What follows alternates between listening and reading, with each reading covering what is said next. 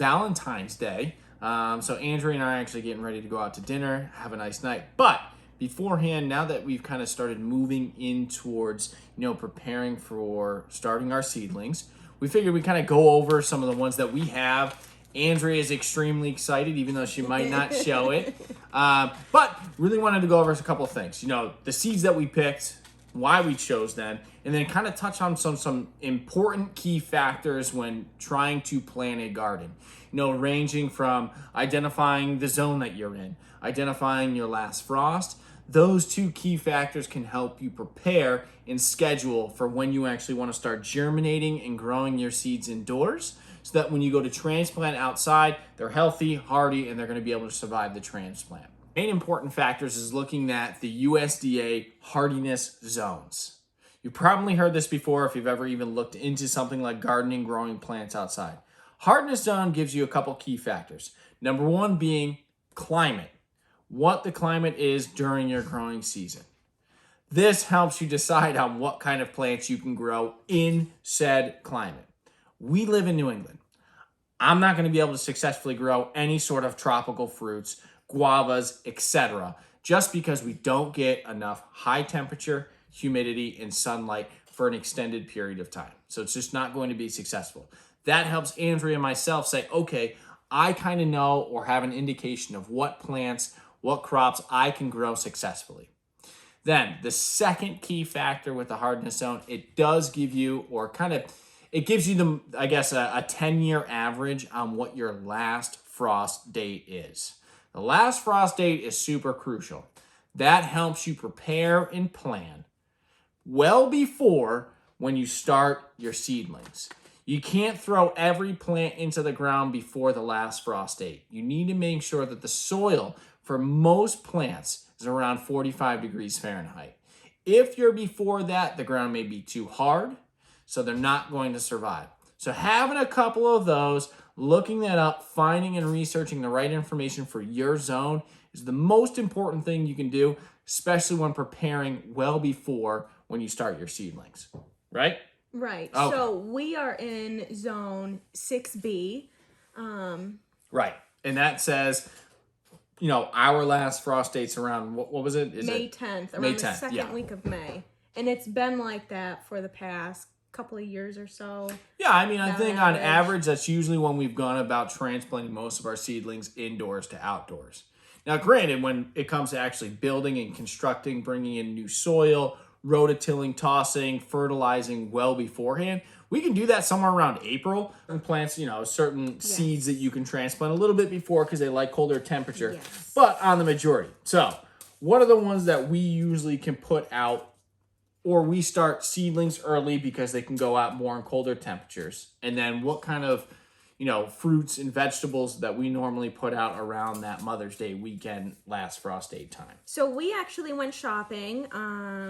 We got some more seeds to add to our collection. It's always a fun time. We do have a lot of seeds from last year, like we previously mentioned. I tried to store them, and we will see as to how how they will grow or how well I stored them. It's all an experiment at this point. Right. But we want to go organic. That's kind of why the whole concept of, taking what we grew, taking the seeds from that, and then continuing on. Yes. Yeah. But the seeds that we don't have, we went out and we bought some. So for example, what we plan on starting sooner are the onions. So here we got a long green and white onion. Yeah. We got a red onion. We also have yellow onions from yes. last year. And then we also got some. But quick, with the onions though. Yes. You can start those earlier because they can you can sow them into the garden. Yes. After germination much earlier. Yes. Than normal crops. That's right, along with lettuce as well. Lettuce and spinach like to tolerate colder weather, so they are more of an early summer, late spring crop, and same with late summer, early fall kind of crop. And then we have other vegetables, such as we plan on starting some watermelon, some spaghetti squash. These two we did not try last year, so we're just giving it a go. But these we will not, and same with tomatoes and peppers, we will not start the seeds until maybe April or so, and then we can transplant them when temperatures are a little bit warmer, like around 60 degrees. Outside temperature, right? Yeah, right. Around like late May, June, like you Right. said, Mother's Day weekend. But like you were telling me that a good piece of advice we took in previous years is to always look at the actual packet for the seeds. Yes. Because they do give good information that relates to both your zone. Yes. And then as well helps with planning when you're actually going to start the seedlings indoors. Exactly. Yeah. So the seeds that we bought, we just pick up different brands. This one's a New England seed. This one's called Botanical Interest. We just kind of pick up, I guess, whatever tickles our fancy. Yeah, whatever we can find.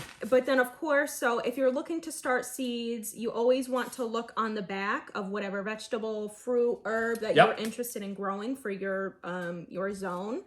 So, for example, on the back of these green and white onions, it tells you the depth in which to plant the seed, if you need to start thinning them, how far apart do you need to thin them. Correct. When you should start them before the last frost date. So, for example, these say about, 8 to 10 weeks before your average last frost date, and then you transplant them 4 to 6 weeks into the garden before the last frost date. So that type of general information should always be on the back of whatever seed packets that you buy. Some information may vary, like with this brand, some of them leave a garden tip saying that, these little bell peppers that we just bought can be grown in a container, as well as a garden. So always be mindful of what directions and little tips are on the back of these, because it can be quite helpful.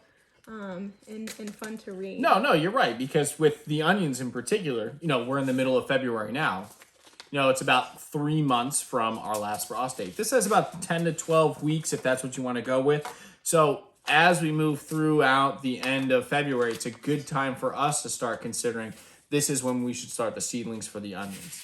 And the same goes for any of the other seeds. Yes. You just want to be mindful. So it is really nice to keep these, and definitely don't get rid of them.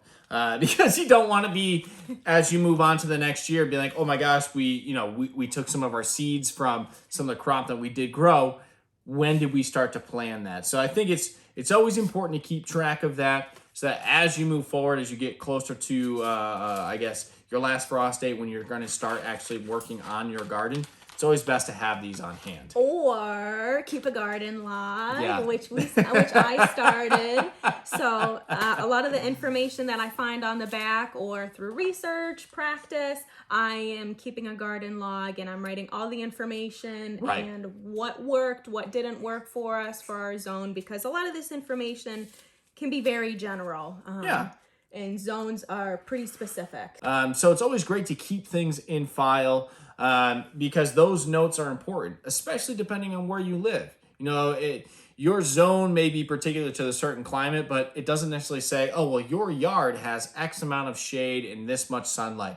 So it's always important to kind of keep an idea. So we do like the log, and Andrew's done a fantastic job. So I think now that, we're getting close to when we're going to start seedlings, we're very excited. Please keep following along. We're going to have a lot of updates as we start making the seedlings, throwing them in our greenhouses the first year with our LED lights, our grow lights. So very excited to see how all that works. We're going to give you tips, recommendations, the do's and the don'ts, and honestly share even both our success and our failures, so that you as well at home know what to do and what to avoid.